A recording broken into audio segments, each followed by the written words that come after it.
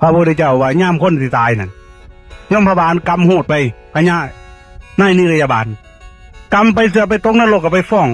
พญายมทุกคนหมอนี่บ่เลี้ยงพ่อเลี้ยงแม่นางนี้ไม่เลี้ยงพ่อเลี้ยงแม่เพราะนั้นบ่สิตกนรกก่อนหมู่นั่นอันที่ขึ้นสวรรค์ก็คือเก่าอีกนางนี้เลี้ยงพ่อเลี้ยงแม่นายนี้เลี้ยงพ่อเลี้ยงแม่บ่ต้องไปวัดก็ได้พ่อแม่นั่งเจริญอยู่เฮือนพ่นคำว่าเลี้ยงพ่อเลี้ยงแม่มีความหมายมากมันเป็นเลี้ยงแต่ทั้งปากได้เดี๋ยวนี้ให้เพิ่นกินน้ำกันยังเลี้ยงยากเลี้ยงพ่อเลี้ยงแม่เลี้ยงทั้งกายเลี้ยงทั้งใจเลี้ยงกายนี่เลี้ยงบ่ยากเด้อเท่าแห้งเลี้ยงง่ายแล้วสิกินยังหลายแขวก็โวก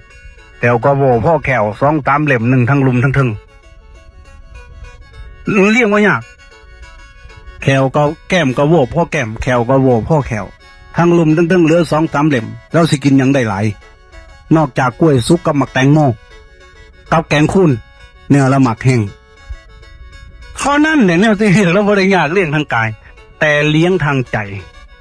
ยากกว่ากายเอายังไปให้เรากิน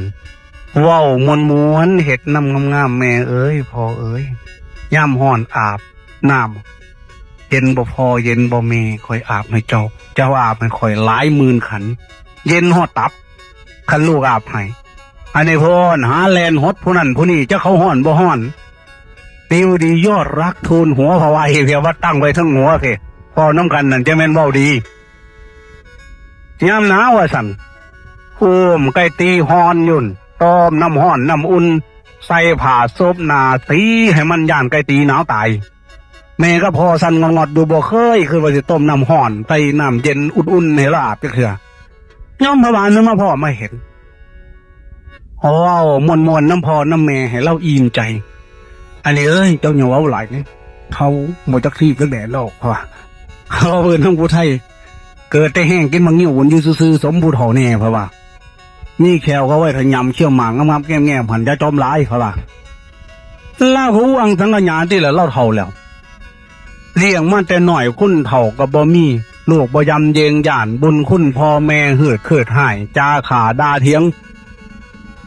เนี่ยไม่ยังติ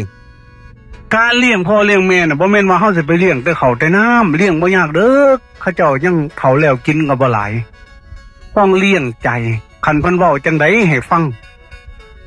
ยาสูกะโชคหอกห่างนี่ตีหมูซ่าตีหมาเสียขันพ่อแม่จมอันใดมันย่างไปใกล้คูเตะฟังลงตารางขนจักมันกีดอีหยังเพิ่นลูกเต้าเว้าบ่ม่วนพ่อแม่สั่งสอนได้ดีให้อยู่สมเขาแน่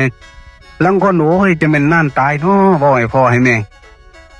ผู้เขาลังคนหันหน้าเข้าฟ้าเสร็จน้ำตาพญากรรมพญาเวรเอ้ย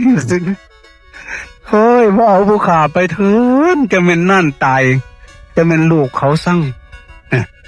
ปานหมาตัวตะลึงอีเท่านี่เล่าว่าเราลำพึงลำพันไปปานเราเคยเห็นหมาตัวตะลึงผู้ใดได้ว่าให้พ่อให้แม่ได้ห้องได้หังเตรียมตัวตกนรกให้ดีๆบาดนี้กำลังเปิดประตูถาตลาบอยู่เพราะว่าเฮาบ่ได้เลี้ยงใจเพิ่นแล้วยังบ่พอเอาไฟไปเผาใจพ่อแม่เอาคำพูดคำจาที่ไม่ดีไม่งาม